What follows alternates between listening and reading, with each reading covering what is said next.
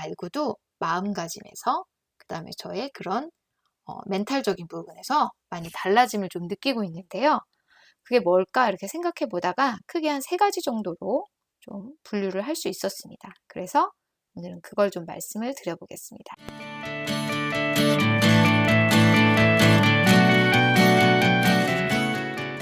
안녕하세요. 파이어에 도전하는 워킹맘 파워맘입니다. 오늘은 파이어족이 되고 나서 달라진 점 3가지에 대해서 말씀드리겠습니다.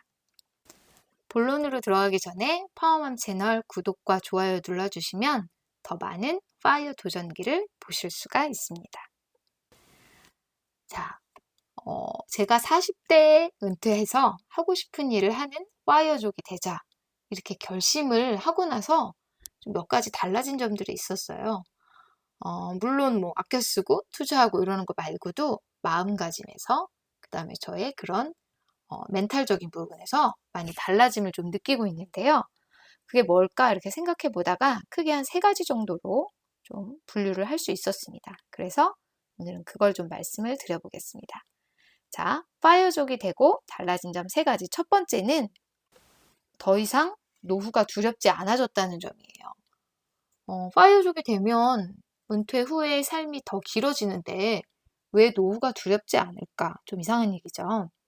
사실 저는 예전에는 노후 빈곤에 대한 두려움이 좀 되게 컸어요. 근데 이게 실체를 잘 모르겠는 그런 막연한 두려움이었습니다.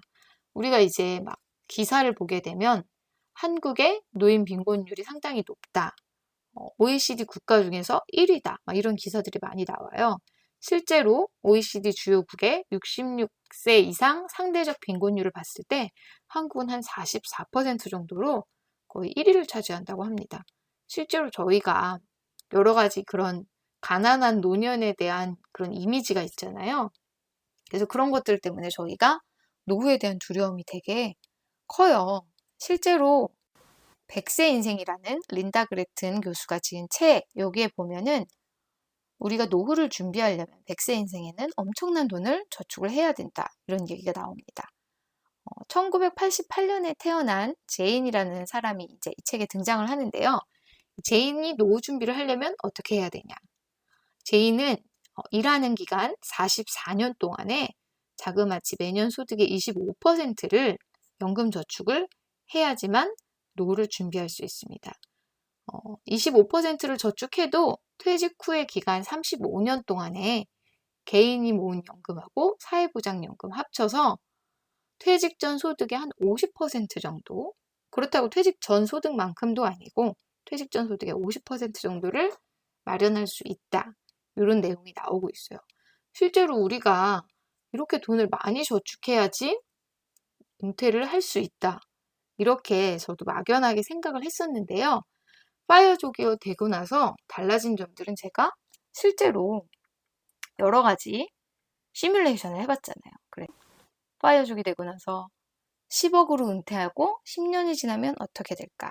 이런 영상도 준비하고 파이어족 10억 원 투자 포트폴리오도 구성해보고 또 작년 자산도 점검을 해보고 또 여러 가지 포트폴리오, 공격형 포트폴리오, 안정형 포트폴리오, 그리고 결과적으로는 한국형 K시너지 포트폴리오 이런 것들을 마련을 하면서 제가 여러 번 자산을 점검하고 포트폴리오를 분석해보고 또 향후에 대해서 시뮬레이션을 해봤더니 더 이상은 좀 노후에 대한, 노후 빈곤에 대한 두려움이 별로 없더라고요. 그래서 사실 지금은 파이어족이 되기 전보다 더 앞으로의 미래가 별로 불안하지가 않은 상태가 됐어요. 사실 저는 그전에는 직장을 평생 다녀야 되나? 내가 정년퇴직을 한 55세 정도에 정년퇴직하고 나면 어떻게 해야 되지? 갑자기 내가 나락으로 떨어지면 어떻게 해야 되지? 그런 생각을 많이 했었어요. 그래서 생각해둔 노후 준비가 베이비시터가 돼야지 이런 생각을 했었습니다. 그래서 뭐 영어책 읽어주는 베이비시터가 되겠다 이런 생각도 하고 나름 그래도 노후에 어떻게 돈을 벌어서 생계를 꾸려나가야 될지 이런 생각을 많이 했었는데 요즘엔 사실 그런 생각을 거의 안 하는 것 같아요. 제가 파이어족이 되고 나서 모은 돈으로 그리고 투자한 돈으로 충분히 평생을 잘 살아갈 수 있다는 어떤 확신이 생기고 나니까 이런 노후 준비에 대한 불안감이 많이 사라진 것 같습니다. 그리고 두 번째, 파이어족이 되고 나서 새로운 시도에 대한 두려움이 좀 없어졌어요. 실제로 저는 약간 새로운 거는 뭐 가끔씩 시도하긴 했지만 그렇게 액티브하게 뭔가를 생각하면 바로 실행에 옮기고 이러는 스타일은 아니었었는데요. 파이어족이 되고 나서 여러 가지 준비할 게 많더라고요. 그래서 돈에 대해서도 많이 생각하고, 투자에 대해서도 많이 생각하고, 그 다음에 앞으로 여가 생활 어떻게 할까? 이런 생각을 하면서 고민을 하다 보니까 자연스럽게 제가 여러 가지를 공부를 하게 되더라고요. 그리고 파이어족은 재정적인 부분도 중요하지만 은퇴 이후에 여가 생활이 중요하다. 이런 거에 대해서 많이 생각하다 보니까 자연스럽게 나중에 뭐 할까? 이것도 해보고 저것도 해보고 이러면서 관심사가 좀 다양해졌어요. 긴 노후를 위해서 여러 가지를 해야 된다. 여러 가지에 관심을 가져야 된다. 이런 생각을 하다 보니까 자꾸 새로운 거에 관심을 갖고 공부를 해보고 뭔가를 해보고 이러는 거에 대해서 두려움이 많이 사라졌더라고요. 그러다 보니까 제가 이 파이어족이 되고 나서 가장 크게 바뀐 두 번째는 바로 새로운 시도에 대한 두려움이 사라졌다. 요거라고 할 수 있을 것 같습니다. 자, 그 다음 파이어족이 되고 달라진 점 세 번째는 바로 하락장에 대한 두려움이 없다는 거예요. 사실 하락장은 모든 투자자들의 약간 포비아잖아요. 그래서 내가 투자를 지금은 열심히 하고 있는데 언젠가는 하락장이 올 텐데 그때 난 어떻게 해야 되지? 내가 쫄딱 망하는 건 아닐까? 이런 생각이 자꾸 막연하게 들게 되거든요. 물론 투자자라면 긴 투자 인생에 있어서 하락장을 안 겪을 수가 없어요. 심지어 1년에도 10% 이상 하락하는 장은 몇 번을 겪게 되고 20% 이상 하락하는 장도 몇 년에 한 번씩은 반드시 오게 되어 있습니다. 근데 그러면 하락장이 올까봐 두려워서 투자를 안 한다. 그건 또 너무 손해거든요. 제가 파이어족이 되고 나서 달라진 점은 하락장이 올 수는 있다. 하지만 우리 인생은 길고 시장은 순환한다. 이런 깨달음을 얻었다는 겁니다. 실제로 미국 S&P 500 100년 차트를 보시면 엄청 부침이 많이 있긴 했지만 결과적으로는 상승하는 그래프를, 그것도 엄청나게 가파르게 상승하는 그래프를 보여줬다는 걸 알 수가 있고요. 서울 주택 매매 가격 동향, 이걸 보셔도 어느 정도의 부침은 단기적으로 분명히 있어요. 2년, 3년, 5년, 10년 이런 부침은 있을 수 있지만 길게 본다면 결국은 상승하는 모습을 보여주고 있다.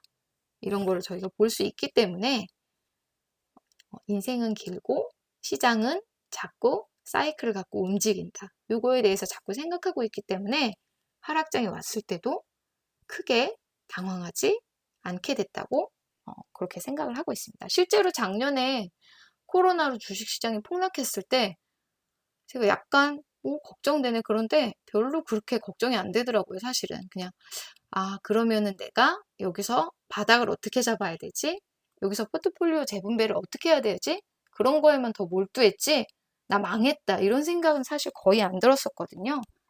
그렇기 때문에 인생은 길고 시장은 순환한다는 이 투자에 있어서의 아주 심플한 진리를 파이어족이 되고 나서 좀 깨닫게 된 것 같아요. 실제로 이 코스톨라니의 달걀이라는 모형이 있어요. 앙드레 코스톨란이라고 유럽의 버핏이라고 불리는 헝가리 출신의 투자자죠. 이분께서 이제 저도 상당히 위트 있고 좋은 말씀 많이 하셔서 좋아하는 그런 투자자인데요. 코스톨라니의 달걀이라는 모형을 만들었어요. 이건 시장 사이클 순환에 대한 모형인데요. 이렇게 동그랗게 그려놓고 맨 위는 금리가 고점일 때, 아래는 금리가 낮을 때. 그래서 금리가 고점일 때는 사야 되는 시점, 아니 팔아야 되는 시점, 그리고 중간에는 홀딩, 지켜보는 시점, 그리고 금리가 저점일 때는 사야 되는 시점 이렇게 표시를 해주셨습니다. 금리는 올라갔다 내려가면서 또 시장도 그에 따라서 순환하고 팔고 홀딩하고 사고 이런 거를 반복하는 그런 움직임을 저희는 겪고 있습니다. 이렇게 왔다 갔다 하는 큰 사이클, 작은 사이클 가운데서 크게 봐서는 우상향하는 그림을 갖는 게 대부분의 자산 시장이기 때문에 저희는 이 안에서 작은 파도 혹은 큰 파도를 이용해서 적절히 투자를 해야겠죠. 그리고 지금은 누가 봐도 금리가 저점인 상황이잖아요. 그렇다 보면 지금으로선 금리가 저점이지만 내후년부터는 오른다고 하니까 한 A1 이런 시점이라고 볼 수 있겠죠. 그럼 A1 시점은 어떤 시점인가요? 바이를 해야 되는 시점이잖아요. 우리는 지금 사야 되는 시점입니다. 그렇기 때문에 지금은 열심히 자산을 모아가면서 시장의 흐름을 타야 하는 시기라고 할 수 있습니다. 자, 이렇게 오늘은 제가 파이어족이 되고 나서 달라진 점 3가지 말씀드렸는데요. 여러분도 파이어족이 되기로 결심을 하고 나서 어떻게 생각이 바뀌셨는지, 아니면 파이어족이 되면 어떻게 되고 싶다든지 이런 한번 생각을 해보시고 정리를 해보시면 조금 더 내가 정말 파이어족이 되게 잘했구나, 내가 파이어족이 되고 나서 어떤 점이 긍정적으로 바뀌었구나, 이런 것들 정리해 보실 수 있을 것 같습니다.